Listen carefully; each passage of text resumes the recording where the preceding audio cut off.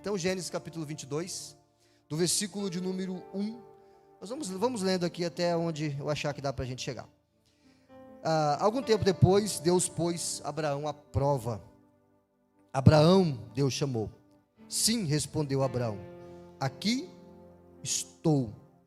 Deus disse, tome seu filho, seu único filho, Isaque, a quem você tanto ama, e vá à terra de Moriá, lá em um dos montes que eu lhe mostrarei, ofereça-o como holocausto. Na manhã seguinte, Abraão se levantou cedo, preparou seu jumento, levou consigo 2 de seus servos e seu filho Isaque, cortou lenha para o fogo do holocausto e partiu para o lugar que Deus tinha indicado. No terceiro dia da viagem, Abraão levantou os olhos e viu o lugar de longe. Fiquem aqui com o jumento, disse ele aos servos. O rapaz e eu iremos mais adiante, vamos adorar, e depois voltaremos. Abraão pôs a lenha para o holocausto nos ombros de Isaque, e ele próprio levou o fogo e a faca, ou o cutelo. Enquanto os dois caminhavam juntos, Isaque se virou para Abraão e disse, pai? Sim, meu filho, respondeu Abraão. Temos fogo e lenha, disse Isaque. Mas onde está o cordeiro para o holocausto? Deus providenciará o cordeiro para o holocausto, meu filho, respondeu Abraão. E continuaram a caminhar juntos. Quando chegaram ao lugar que Deus havia indicado, Abraão construiu um altar e arrumou a lenha sobre ele. Em seguida amarrou seu filho Isaque e o colocou no altar sobre a lenha. Então pegou a faca, o cutelo, para sacrificar o filho. Nesse momento, o anjo do Senhor o chamou do céu. Abraão, Abraão! Aqui estou, respondeu Abraão. Não toque no rapaz, disse o anjo. Não lhe faça mal algum. Agora sei que você teme a Deus de fato. Não me negou nem mesmo seu filho, seu único filho. Então Abraão levantou os olhos e viu um carneiro preso pelos chifres num arbusto. Pegou o carneiro e ofereceu como holocausto em lugar de seu filho, em lugar do filho. Abraão chamou aquele lugar de Iavé-Jiré. Até hoje as pessoas usam esse nome como provérbio. No monte do Senhor se proverá, ou se providenciará. Então o anjo do Senhor chamou Abraão novamente do céu. Assim diz o Senhor, uma vez que você me obedeceu e não me negou nem mesmo seu filho, seu único filho, juro pelo meu nome que certamente o abençoarei, multiplicarei grandemente seus descendentes, e eles serão como as estrelas no céu e a areia na beira do mar. Seus descendentes conquistarão a cidade de seus inimigos, e por meio deles, todas as nações da terra serão abençoadas. Tudo isso porque você me obedeceu. Até aqui. Amém? O tema da mensagem é: todo Abraão tem um Isaque. O que você quer dizer com isso, pastor Josias? Aqui está a imagem, tirada aqui da novela do Gênesis. Todo Abraão tem um Isaque. A Bíblia diz que nós somos filhos de Abraão pela fé. Amém? Nós somos filhos de Abraão pela fé. Nós somos herdeiros da promessa de Deus. Todo aquele que crê em Jesus Cristo, ele se torna filho de Abraão pela fé. Qual é a promessa que Deus fez a Abraão? A promessa que Deus fez a Abraão, ela está no Messias, ela está em Jesus Cristo. Essa é a promessa que Deus fez a todos os antepassados, a todos os homens e mulheres do Antigo Testamento. É claro que Deus fez uma aliança com Abraão, específica no quesito terra, aquela terra da Palestina, ela é do povo de Israel. A aliança que Deus fez com Davi, dizendo que da descendência de Davi, ele teria então um descendente que iria reinar para sempre. Mas todas essas promessas, elas apontam para Jesus. Sempre nós vamos ver Jesus no Antigo Testamento, de maneira oculta, mas ele estava lá. O que é que eu quero dizer para você, quando eu uso esse tema, todo Abraão tem um Isaque?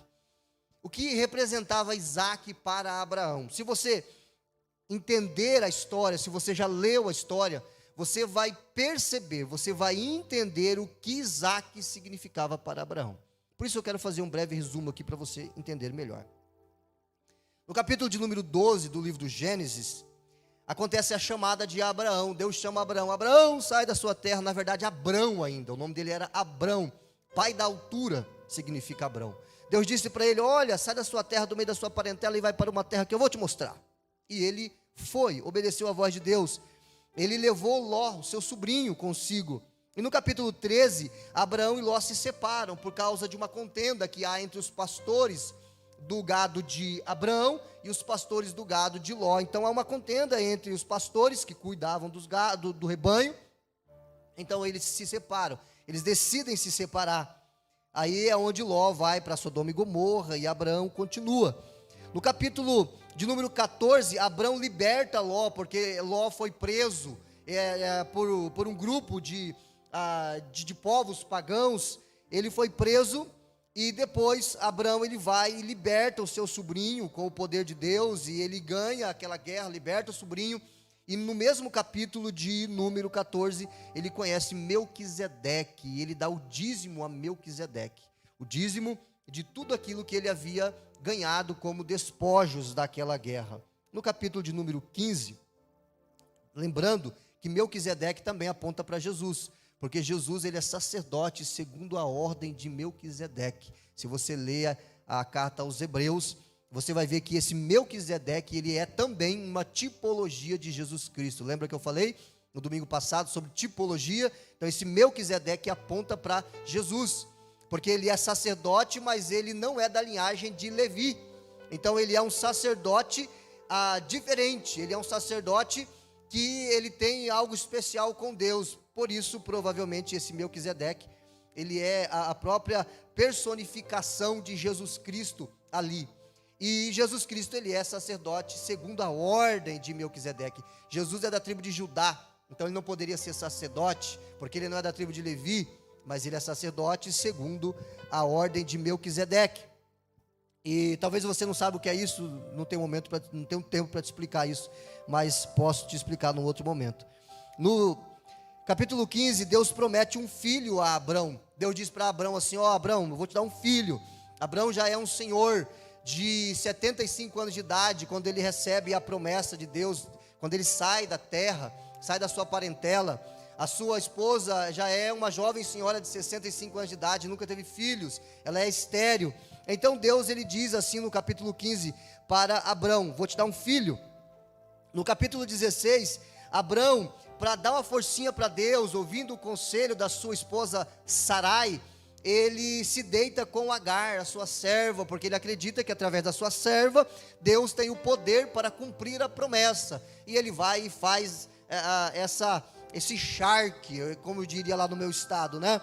Ele arrumou um problema para a cabeça dele, porque ele tem um filho com essa serva, e esse filho tem o nome de Ismael, e a descendência de Ismael é um grande problema até hoje para a descendência de Isaac, que vai ser o filho que Abrão vai ter com Sara. No capítulo 17, Deus muda o nome de Abrão, pai da altura, para Abraão, pai de multidões. E ele vai mudar também o nome de Sarai, para Sara. No capítulo de número 18, Deus aparece a Abrão na forma de anjos. Há 3 anjos que aparecem para Abrão. Abrão prepara um banquete para eles. E então um daqueles anjos ficam ali com Abrão, e 2 anjos vão até Sodoma e Gomorra. E no capítulo 19, então, Sodoma e Gomorra é destruída, e Deus tira Ló e a sua mulher e as suas filhas de lá, mas a mulher de Ló olha para trás e se transforma numa estátua de sal. No capítulo 20, Abraão nega que Sara é sua esposa, ele mente, ele diz que é sua irmã. Mas no capítulo de número 21, lembra que nós lemos o capítulo 22? No capítulo 21, nasce o filho da promessa. Sara, com 90 anos, tem um filho. Abraão, com 100, é papai. Aleluia. E nasce um menino, e o nome dele é Isaac. Alguém sabe o significado do nome Isaac? Riso, exatamente. Por que riso? Porque é para dar risada. Um casal de 100 anos de idade tendo um filho é para dar risada. Quando o anjo diz para Abrão que ele teria um filho, Sara está atrás da tenda, da porta da tenda, e ela dá uma risadinha, lembra? Então Deus disse que o nome da criança seria Isaac, porque se é para rir, né, é para rir mesmo, porque Deus vai cumprir a promessa. E muitas vezes é isso que Deus faz. Quando Ele realiza alguma coisa impossível aos nossos olhos, alguém olha assim e diz: ah, capaz, esse cara está louco, essa mulher, né, deve estar com a cabeça lá no mundo da lua. Acha que Deus vai fazer isso? Aí muitas vezes é motivo de risada, porque Deus faz, o milagre acontece, porque o nosso Deus é o Deus do impossível. Agora Abraão tem tudo o que ele sempre quis. Ele tem o seu Isaac. Isaac é a promessa. Abraão tem a promessa nas suas mãos. E agora, aquilo que ele esperou tanto tempo, ele esperou 25 anos. Sara esperou 25 anos, na verdade, eles esperaram a vida toda pelo filho que agora veio. E quando nós esperamos a vida toda por algo, quando a gente recebe aquilo, muitas vezes pode se tornar um Deus na nossa vida e tomar o lugar de Deus no nosso coração. Por isso o tema: todo Abraão tem um Isaac. E eu te pergunto, qual é o seu Isaac? Qual é o seu Isaac? O que tem sido o seu Isaac?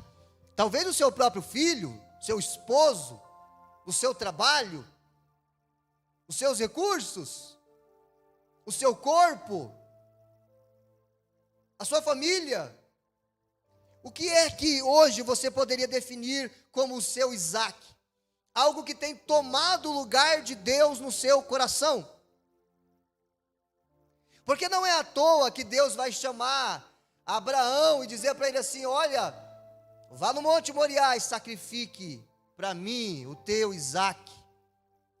Deus queria provar a fé de Abraão e saber quem de fato estava reinando no coração de Abraão, se ainda era o Deus Todo-Poderoso ou se agora aquele lugar era do Isaac. Todo Abraão tem o seu Isaac. Qual é o seu? Qual é o meu? Tem alguma coisa tomando o lugar de Deus no seu coração?